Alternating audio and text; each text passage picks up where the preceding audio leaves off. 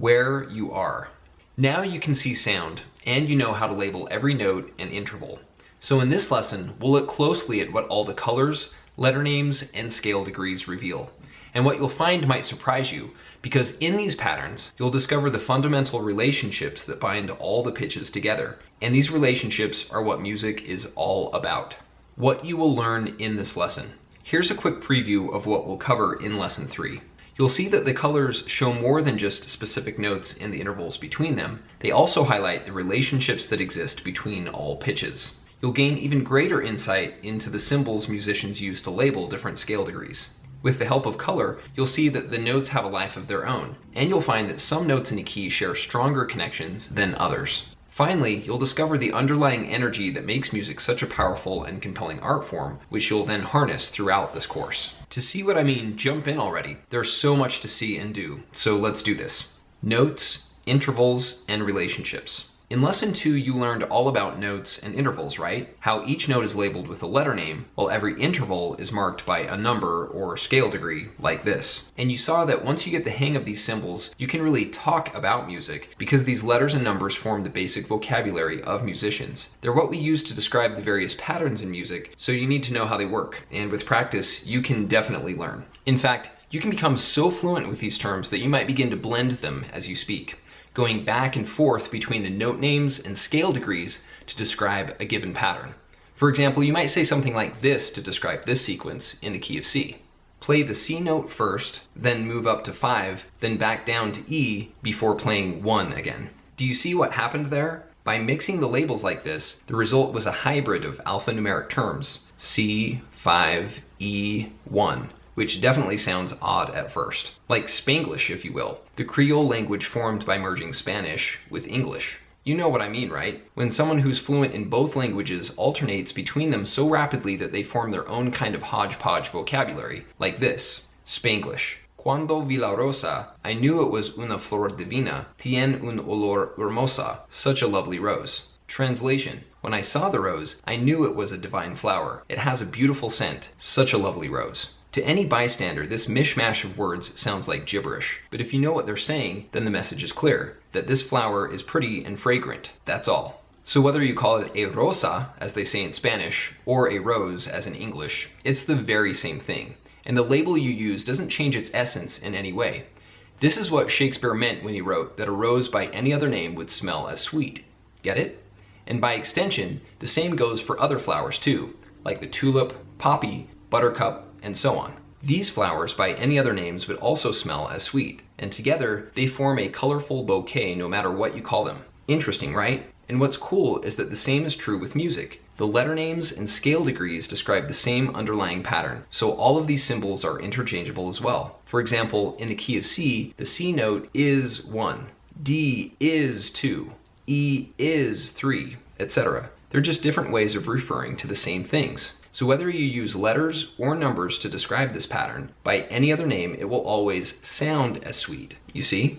And now that you can literally see the notes and intervals in vivid color, this otherwise abstract idea about interchangeable names is not so confusing, right? Since the pattern is now so tangible. In fact, it's downright understandable because the colors clearly exist on their own, totally independent of their alphanumeric labels. Yet, as you also saw in lesson 2, these colors aren't really separate from the note names and scale degrees, in the sense that they illustrate the same information, albeit in a more intuitive way, where the colors embody the notes and intervals in one consolidated pattern. And because all of this information is conveyed in the colors themselves, your mind can absorb each pattern more swiftly now, since you don't have to reconcile two sets of symbols. And with this split-second reduction in mental processing, repeated many times over throughout the course of any song, you can think at a kind of hyperspeed to keep pace with the flow of inspiration. It's wonderful to say the least, and you'll see the benefits unfold as we move forward throughout this course. But before we go on, I should mention one thing, that this metaphor about the different names of flowers being synonymous only goes so far.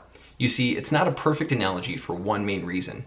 Because unlike the names Rose and Rosa, for example, the letter C and the number 1 communicate two distinct things, as you saw in lesson 2. And so they're not just different ways of saying the same thing, not exactly. While the letter name identifies the note itself, or the fixed nature of a pitch, the scale degree highlights its interval or distance from the other pitches, that is, its relative position within the overall pattern. So the meanings of these two labels, letter names and scale degrees, are distinct and complementary. And as you'll see next, when you combine these different meanings into one, they reveal more than just the individual notes and intervals in music, they also illuminate all of the connections between them. In other words, the colors illustrate the relationships between the pitches and scale degrees, relationships that lie at the very heart of music theory and that inform every pattern you play. It's beautiful, really, so let me show you. A life of their own. Of course, when I say that there are relationships between the notes and intervals, you might think that sounds a little odd at first, since music is inanimate, conceptual, and formed by sound vibrations after all, not made up of living things. So the idea of relationships forming around and between inorganic phenomena like this can seem strange at best, or even unlikely. But as it turns out, these relationships are very real indeed, because music is anything but a lifeless art form. In fact, these relationships spring from the fact that all the notes and intervals actually have a life of their own, a vibrant, intense vitality that emerges only when you combine the notes and intervals into one unified construct, which you can now easily see using color. To show you what I mean, let's first look at what the letter names and scale degrees are really telling us, and then you can easily understand how the colors amplify this message at a glance. As you've seen all along, and what I've already repeated ad nauseum, is that the letter and number labels have two different meanings in music. While the letters specify each individual note, the numbers highlight the general intervals between the notes. That much you already know. But what's also important is that while these two meanings are distinct, they're also complementary, in the sense that they work together to create an even greater combined meaning, or what you might call a kind of musical symbiosis. It's awesome, actually, and fundamental to the art of songwriting. But because these written symbols are so abstract, it can still be difficult to really grasp the nature of this synergy, or even to follow what it is I'm talking about. So to help you visualize what I mean, I'll use another analogy to explain, which is simply to think of all the notes in a key as a family, where the letter name of each pitch is like the name of each person, while the scale degrees are like the titles used to describe the different members of the group. For example, just as the names Jean, Bob, Kate, and Tim tell us who's who in a family, the letter names identify which pitch is which in music. Get it? And in the same way that the titles of mom, dad, sister, and brother describe the various roles these people play, the numbers we use in music show the general position of each interval within a given key. Do you see what I'm saying? It makes sense, right? And there's really nothing more to it than that. In a nutshell, this is how the letter names and scale degrees really function in music. And once you understand, it's easy to see how the combined meanings of these symbols reveal a variety of relationships as well. That is, how the letters and numbers communicate more than just the individual notes and their respective positions in music. In the same way, their personified names and titles reveal so much more about the everyday dynamics of a household. After all, each person's identity is defined by more than just who they are as an individual. It's also about who they are in relation to others within a social context. For example, Bob isn't just some guy without any ties or history. In his home, he is also dad, and this title immediately informs our understanding of who he is, even more deeply than his given name alone. The moniker Dad conveys important information about how he interacts with all the others. Likewise, Jean isn't just some woman in the world, she's also the mom in this family. And this label says a lot about her own connections and the love she shares with everyone else. And it's the same with the others in this family as well, where each person shares the same common ties, but from their own perspective, you see? Likewise, it's the same with music too, because the letter names, scale degrees, and colors themselves highlight each individual pitch and all their relationships with one another. So you can see right away where everything fits within the overall pattern, whether you're in the key of C, or the key of E flat, or G flat, or A, etc. Do you see what I'm saying? In each instance, the same relationships are at play, though in each separate key, these relationships are framed from a different perspective, depending on which note is number one. For example, in the key of C, the C note is 1, so all of the intervals are measured from C as the central position, where C is the focal point, the star of the show, or the all-important numero uno. Though in the key of E flat, this focus shifts completely, so the limelight falls on E flat instead, and the scale degrees illuminate all the relationships from E flat's point of view. And the same goes for all the other notes as well, each with a different view from where it sits, but all with the same basic outlook. where the same ties form in every key. So when you think of it this way, it's easy to understand how all the relationships work in music, because they're just like the bonds you find between people. Bonds that are plain and clear, at least once you know what you're looking at. Though, of course, this intricate web can also look like a lot at first glance, or even seem like too much, since there are so many members of this musical family, with 12 in all, which results in more connections than you'd typically find in most tight-knit groups. But this intricacy is also what makes music so interesting, rich, and engaging, and it's what fills each song with such a sense of surprise and sophistication. So the sheer number of relations shouldn't be off-putting by any means, because they're all absolutely essential to the art of songwriting. And as you'll see ahead, this network of connections is anything but tangled, and far from overwhelming too, because there's a definite logic to its structure and a consistent pattern to the way it's formed. So stay with me to see this for yourself, and you'll find that it gets even better from here. But first, be sure to take quiz 1 of this lesson. Then go through the exercises I've included for you. That way you'll have a clear sense of where we've been, and you'll really be prepared for what you're about to discover. One set of scale degrees. So far we've covered a lot in this lesson, from Spanglish to flowers to families to love. But the gist of what you've learned is this, that together, all the notes and intervals form relationships, and these relationships are what music is all about. Though, as you've also seen, there are so many of these connections at play that getting to know all of them can seem daunting at first, to say the least. But now, with the aid of color, you'll find that it's really not that hard. In fact, it's fairly easy because all of these connections are the same from one key to the next. And within each key, they're totally simple too. So in the next sections, I'll show you exactly what I mean as we look closely at how these relationships function in every key, all forming a predictable pattern that's easy to recognize and understand with color. But before we do this, I should explain something about the scale degrees, since we'll be using these numbers to describe each pattern we see. And it has to do with an anomaly you may have already noticed, where there's a slight shift in these numbers, which is hard to miss once you see it, and something that can really trip you up if you're not careful. So in the next few images, I'll explain this paradox in detail, to show you that it's really not that strange, and to clear up any confusion as we move forward. And to illustrate, we'll look at the key of C as an example, though naturally this pattern applies to every key. As you can see in this image, the C note, 1, sits at the head of the group as the central point of focus, and where all of the other notes are positioned in relation to it, fanning out in a symmetrical array. It's cool, right? Where the length of each line illustrates the distance of a given note from C, 1. So you can see, for example, that B and D flat are spaced at a half step on either side, followed by B flat and D, which are each at a whole step interval, then A and E flat at 1.5 intervals apiece, etc.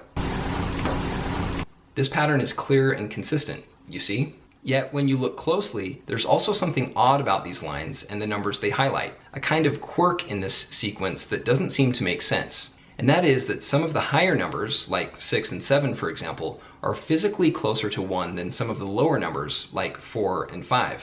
Do you see what I'm saying? When you think about it, this is impossible, right? Because it contradicts what basic math would tell you. After all, each interval should actually get wider as the numbers rise up from 1, just as they do in a normal number line. So the scale degrees would increase incrementally, like this. And in truth, they do, technically, which we'll look at later on when we get into larger intervals like these. But because music is cyclical, and therefore repetitive, there's a simpler and more practical way to think of these intervals, which is how musicians really picture them as they play. And that is to think of each octave as the same set of notes and intervals, because really, they are. To explain, the word octave comes from the Latin term octavus, which means eighth, and it's simply referring to the fact that the major scale in a key spans 8 notes in total. So in the key of C, for example, the pattern begins on 1 and ends on 8, which are just 2 different versions of the same note, where the pattern stretches from C to shining C. Get it? And since intervals 1 and 8 are essentially identical, we can just repeat the same scale degrees in each octave, so the pattern begins and ends on 1, like this. You can see what I mean, right? And this in turn explains why the higher scale degrees, like 7, are shown at the same distance from 1 as the lower scale degrees, like flat 2, because they are, in terms of their actual intervals in relation to 1. So in reality, the scale degrees really do increase, climbing ever higher as you move up through multiple octaves. But since music is cyclical, and we're really just talking about the same 12 notes, we will use a single set of numbers for now. That way we can keep things simple to focus on what's really important, the actual relationships these scale degrees are supposed to be showing us, relationships that inform every pattern we play, from scales and chords to melodies and progressions. So now that we've sorted out which labels to use, let's turn our attention to really mastering these relationships once and for all. What the numbers show us. Now, more than ever, we have a better sense of scale degrees. We know what numbers to use and how they work. So finally, we're poised to fully understand what they're showing us, right? Yet, when you actually sit down to look at these numbers, full of anticipation about what you'll find, the result is sort of a letdown at first. In fact, it's totally anticlimactic if we're really honest about it. Because even though you know all the tags and titles here, and you've learned what each one means, these relationships are still difficult to spot, or at least they're not yet obvious at a glance. Since, after all, there's nothing intuitive about these scale degrees or what they tell us about the connections between notes. On the surface, they appear to measure only the distance of each interval, that is, the degree of physical space between the notes, but not the degree to which these notes relate in a metaphysical sense, which is a different kind of distance altogether. In other words, the numbers seem to show us the literal position of each note within the group, or how close they are in proximity, but they don't reveal the figurative position of each one in relation to the others, meaning how close they are in a more abstract, relational way. So while I've said these scale degrees function like the titles in a family, illuminating the connections between notes, you might not really feel this at first sight, since the family ties evoke an ethos of warm kinship, while the numbers in music give only a sense of cold coexistence, which impacts your ability to perceive the true connections.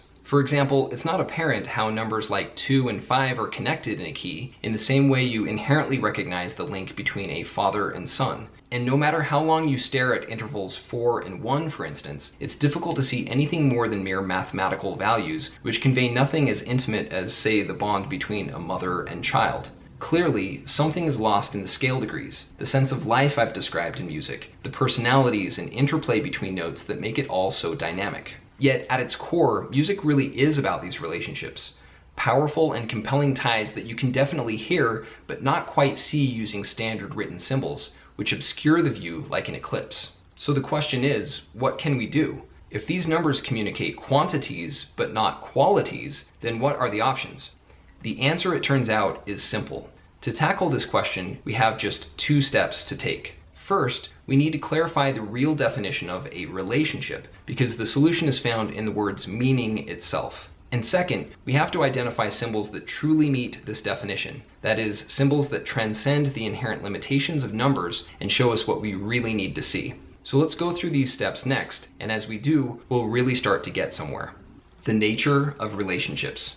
Throughout this lesson, we've talked a lot about relationships. In fact, I've used the word so many times that it might seem a bit dull or self-evident, to the point that you could easily overlook its actual meaning and significance. But if you step back to really consider the word, there's more to it than you may think, because it doesn't just refer to an association between 2 things or just some general connection, as many people might assume. In truth, a relationship goes a lot deeper than that. And only once you descend to this depth, down into the weeds, as they say, does the picture really come into focus, where we can look past the common connotations of the word, that is, its generally assumed meanings, to grasp its denotation or literal definition. So with that in mind, here's the true definition of the word. In a nutshell, a relationship means to be allied by nature or origin, and its etymology comes from the Latin term relatus, which means to bring back, recount, or retell. Easy enough, right? And what this means is that a relationship implies some kind of history between people or things, beyond a basic association to a bond that goes back in time, all the way back to a common beginning, which accounts for the difference between, say, friends and acquaintances, because one pair shares old memories while the other does not. Get it? Which in turn is why a family reunion is so special compared to a mere block party, because the attendees at a reunion have a history together, a tie that has endured the test of time and that transcends any change in space or proximity. Do you see what I'm saying? So when we talk about relationships in music, we mean this same kind of bond, a connection between notes that can only develop over time and through a change of some type. But how, you might ask, can this be?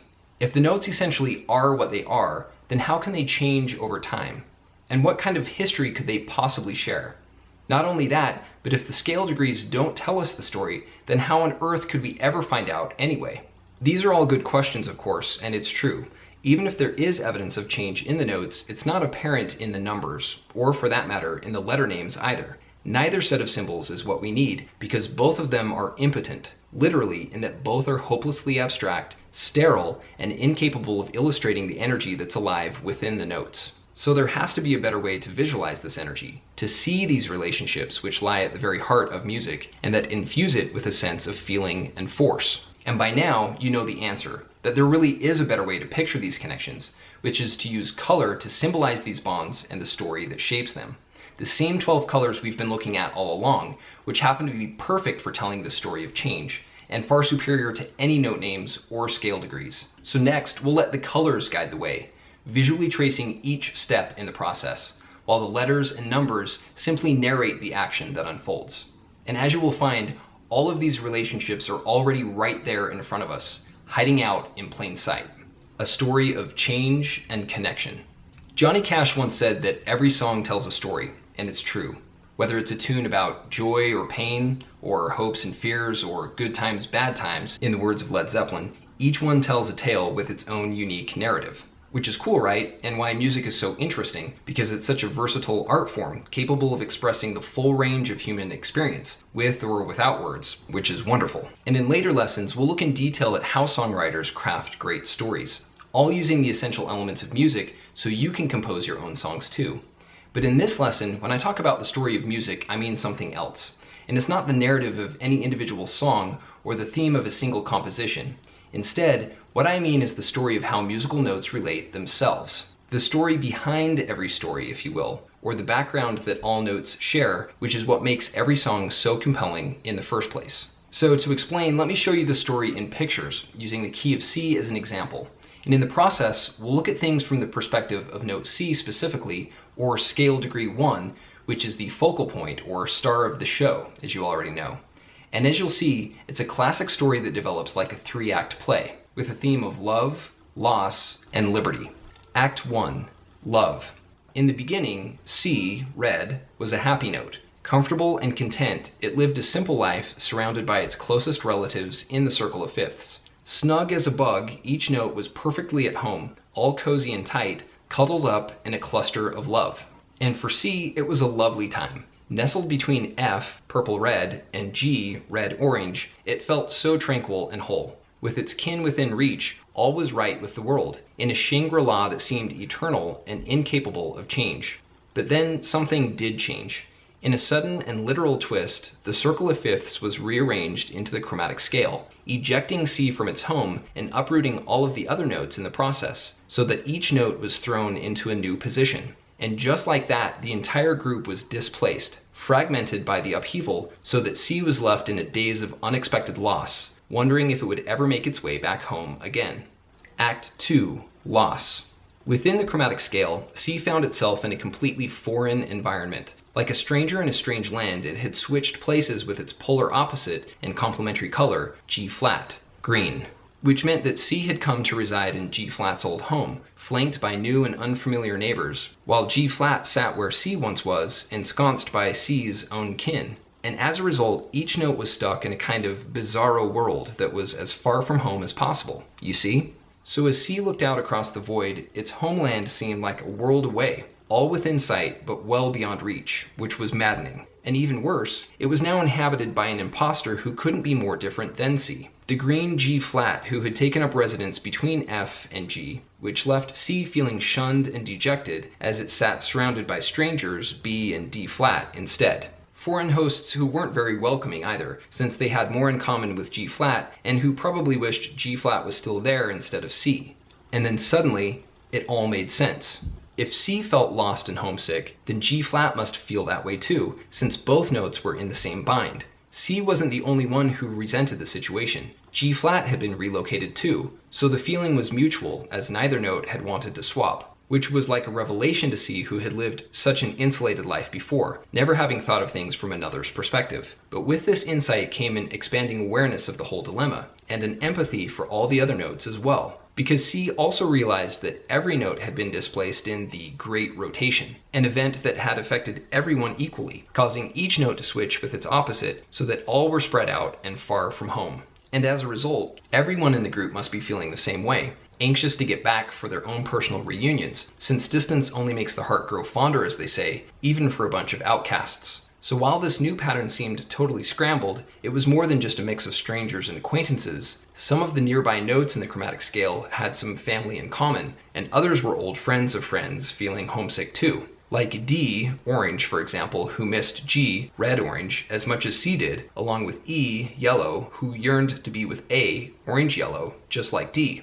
All of these notes wished to reconnect, to break free from the prison of their predicament, and to resonate with each other once more. So building on these common interests, C devised a plan that was based on their mutual support. By plotting a path through D and E, it could reach F and G on the other side, which is exactly what C wanted. And in exchange for this passage, the course would then move through A and B before returning to C, so that each note could revisit its own family. And in the process, every note would benefit from this round trip by reconnecting with its own loved ones, if only in passing. Because if they all couldn't be together in a more literal and lasting way, then this pattern would at least be the next best thing. So all of the notes agreed to this joint venture they called the major scale, excited to reach their own goals by helping each other out, like a tribe that had been disbanded but was now ready to reunite. So without a second thought, they set out right away, headed for their history like it was their destiny, and the best way to reclaim their liberty. Act 3. Liberty. Once they were en route, the action was swift. Jumping from C to D to E, the scale advanced to C's home base of F and G, and then rounded through D's old camp of G and A, then E's turf of A and B, before returning to C once more. And within seconds, the whole thing was over, all without incident in a whirlwind of sound, so smooth and successful that the effect was bittersweet.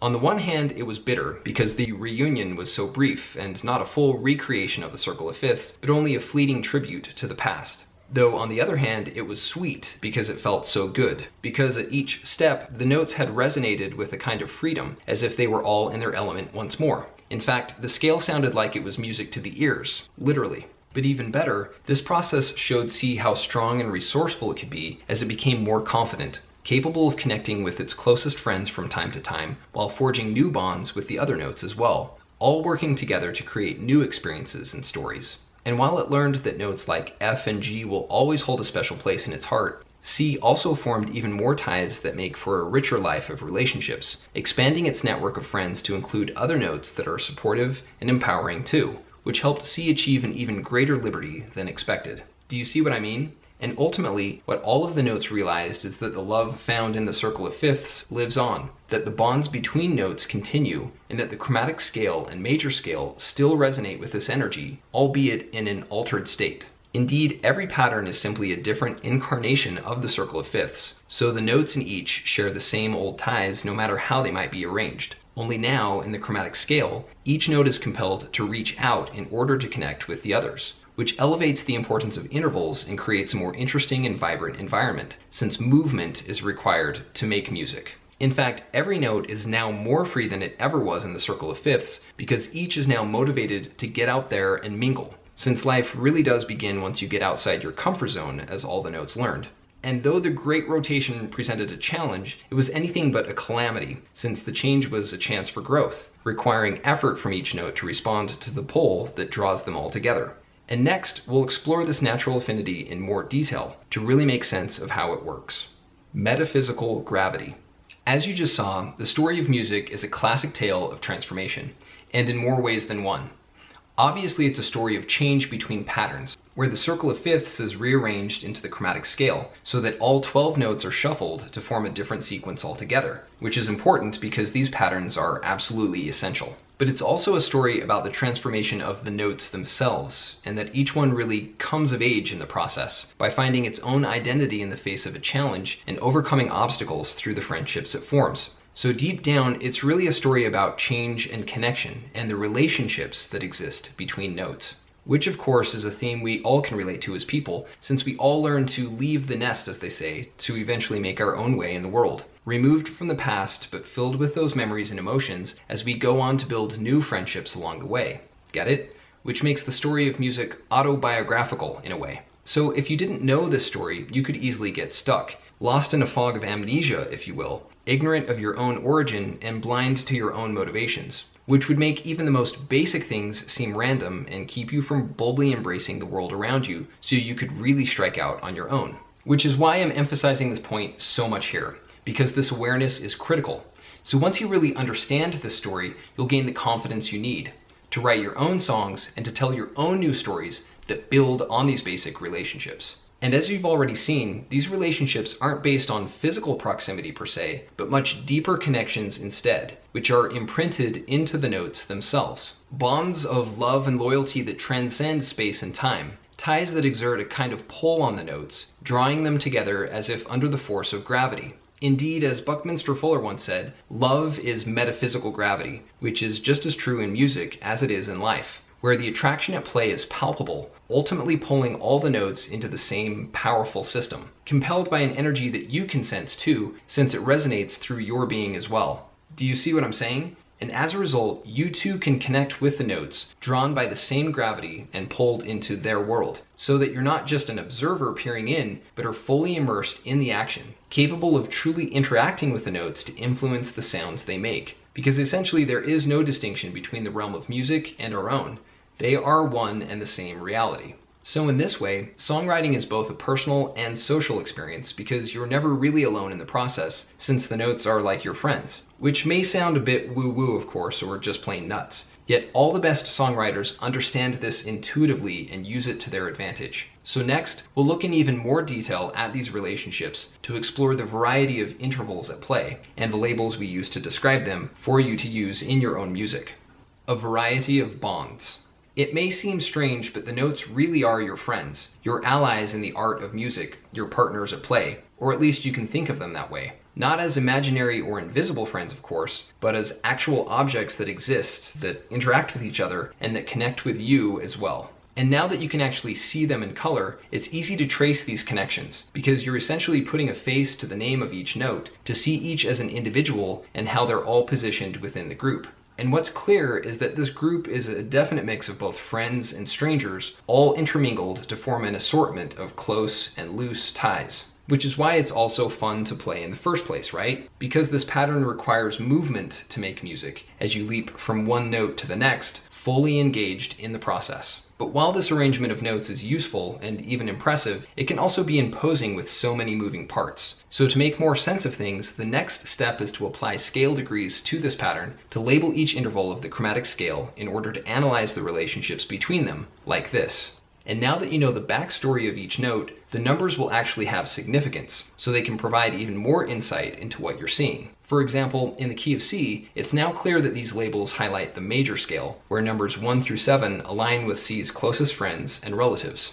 In this image, C is number 1, of course, since it's in the key of C, and all of the integers, or numbers without sharps or flats, emphasize the strongest connections to 1, since they all share the same history and have some friends in common. Get it? Both the colors and numbers show this same pattern. So conversely, all of the other scale degrees, meaning those with extra symbols, mark the relatively weaker links to 1, since they weren't quite as close in the circle of fifths. You see? That much is clear, and even without the aid of color, you could deduce this difference from the numbers alone. But where things really get interesting is in the more subtle distinctions between scale degrees, and the relative levels of affinity among the notes, even within these groups, which inform the ways they're ultimately combined in the songs you create. And it's the kind of nuance that's difficult to discern without color, like the fact that 1 is especially close to scale degrees 4 and 5, or that interval 5 is musically closer to 2 than it is to 6, or that 6 is related to 3, which is friends with interval 7, which has ties to flat 5, a note that is totally unrelated to scale degree 1. Obviously, there's more to these scale degrees than you might catch at first sight, and certainly more than if you had only the numbers to guide you, since so much gets lost in these abstract symbols. But with color, it all becomes clear. The compatibility of different notes, the variety of bonds, and their interconnected nature. Indeed, it's now possible to intuit the degree of connection between scale degrees, as the term is meant to suggest, for a more immediate view of the true dynamics at play. Which is important, of course, so you know which notes sound good together and which ones don't, so you can build different patterns with ease, like melodies, chords, and progressions, as you'll see in later lessons. But before we get there, join me in lesson 4 to take an even closer look at intervals and the scale degrees we use to describe them, to really wrap your head around these basic elements of music. Of course, I know we've already covered a lot of abstract stuff here, and your fingers are probably itching to just play. But these concepts are fundamental to everything you'll learn throughout this course. So the time you're investing right now will pay dividends, I promise. And as you'll see next, it gets even better because there's more to the power of scale degrees than you've seen so far. So take the last quiz of this lesson and go through each exercise and then check it out. I'll see you there.